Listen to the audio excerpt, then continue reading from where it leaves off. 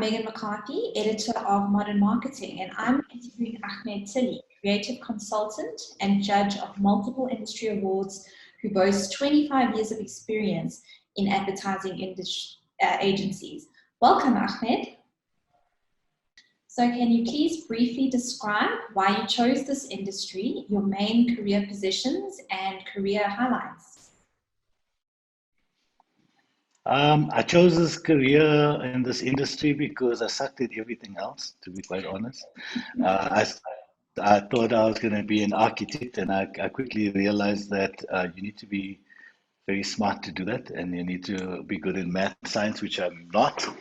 And then I never knew that there were a career in advertising existed, to be quite honest with you. I came from a little town then called Petersburg, now Polokwane.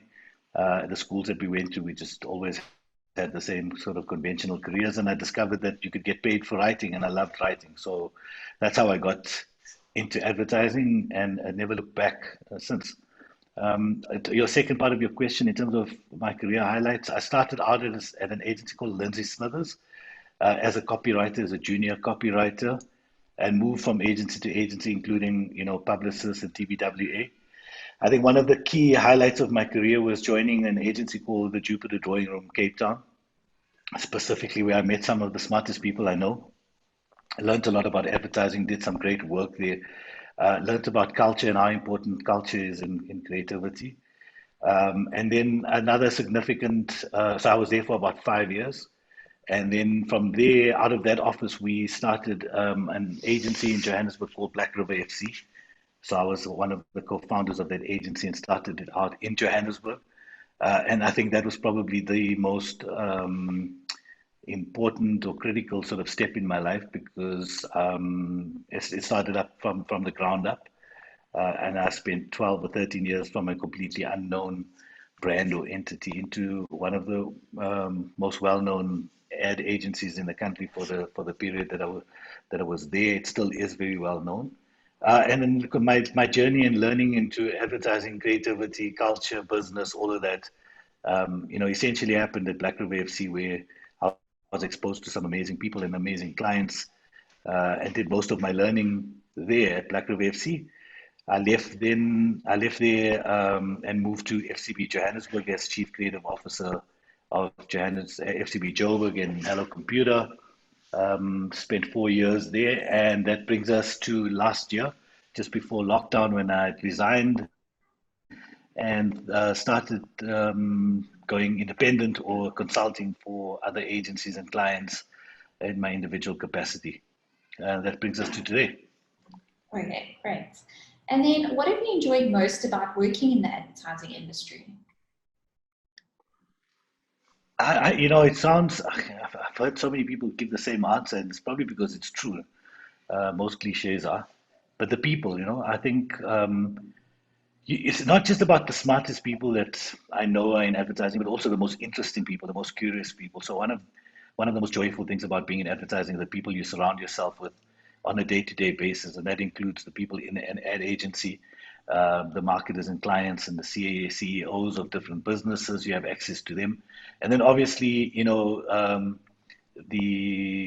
the people who surround the industry and are directly or indirectly related to the industry, like film directors and photographers and artists and illustrators and creative people and musicians, creative people in the larger sphere of things. That's made advertising really, really interesting. So the people is one. The other thing is just doing what I do, working in a creative field where anything is possible, taking something from an imagination and making it something that affects business out there and create something that you actually can see has been amazing. It's an amazing industry to be in.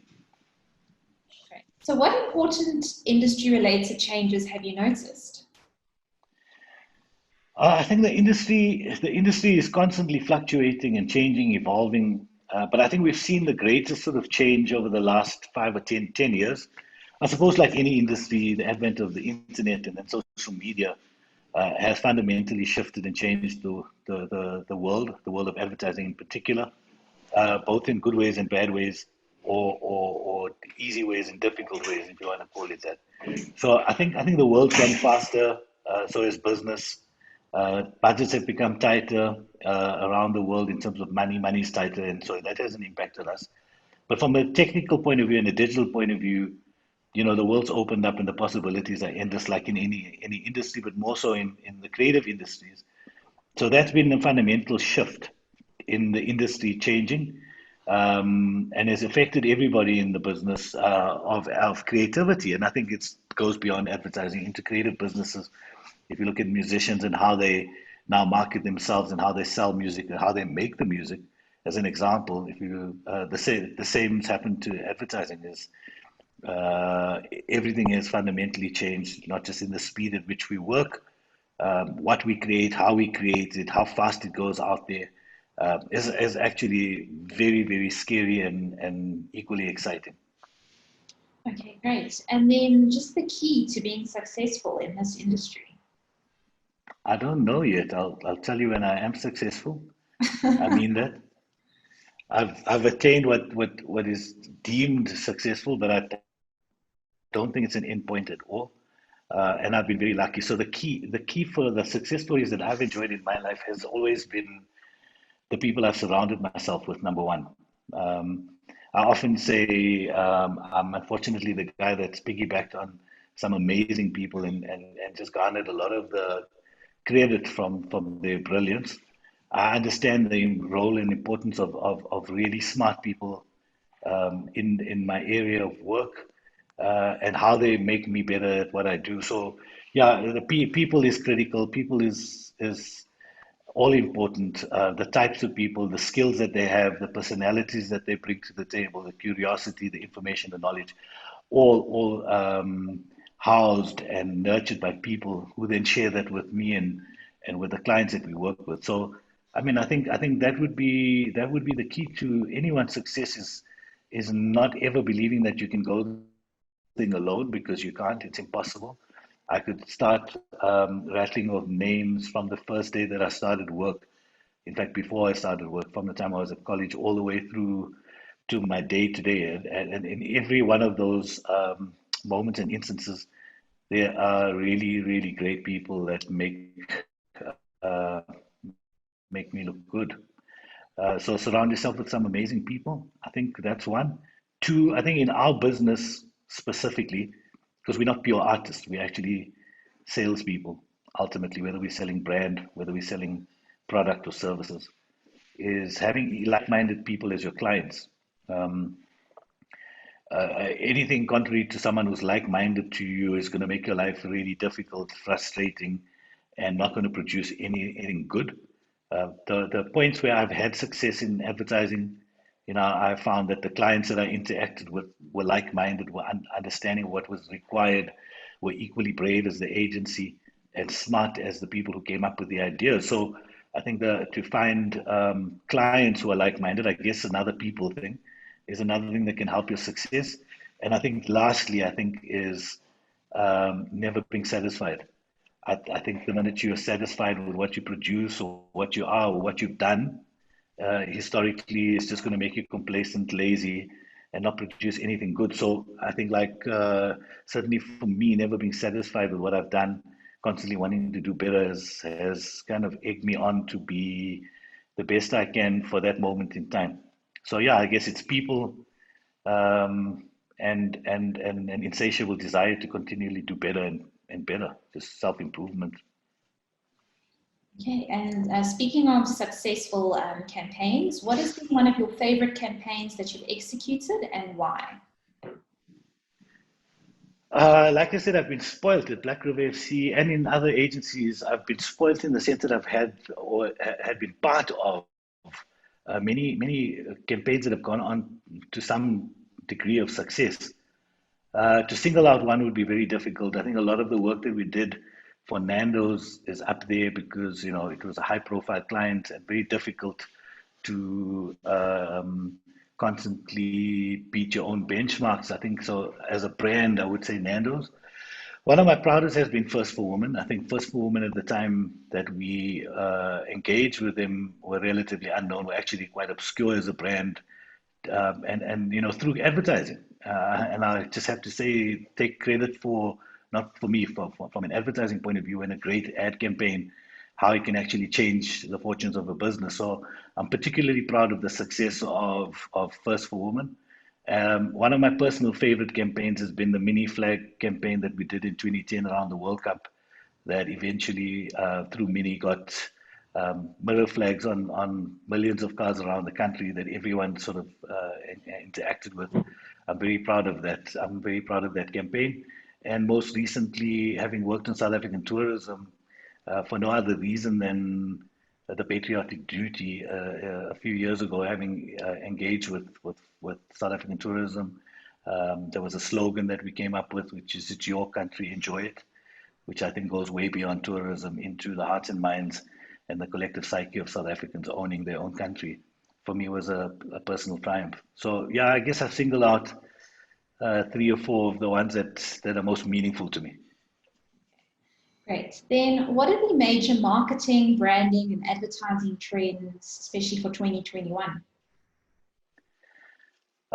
Tough question, because I think no one really knows anymore what the crystal ball holds.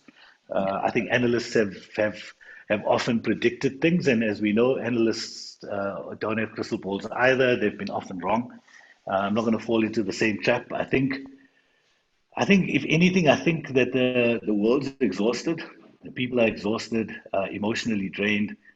I think as a trend, I think you'll start seeing communication being a lot lighter. I think we went through a phase where it was very empathetic and meaningful and deep, because that's where people were and are still at. But I think there's a level of exhaustion when it comes to all things COVID and new world, or whatever you want to call it. And I think people are ready to have things that are light and fun and entertaining, and something that's literally gonna cheer people up. So I think there's a trend. I think tonally we'll see things that are lighter and more humor in communication and advertising, like it was some years ago. It was quite a commonplace.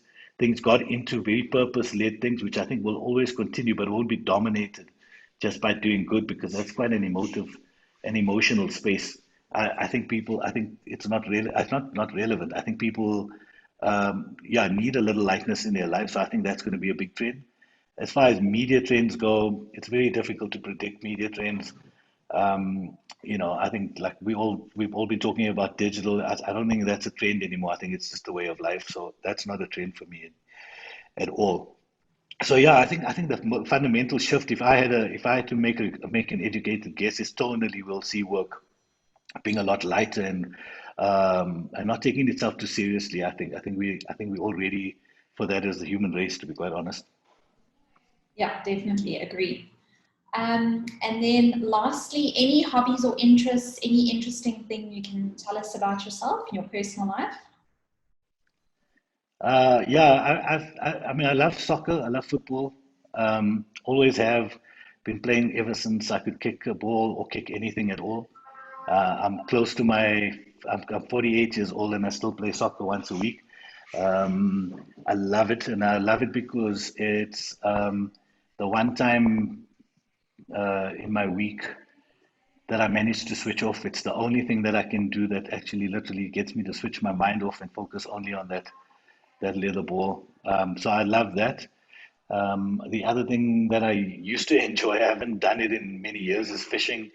Doing some bass fishing or sea fishing, which I haven't done in a long time. I kind of got a little turned off, switched off by it, but I'm dying to go out there and just connect with nature again and do some fishing.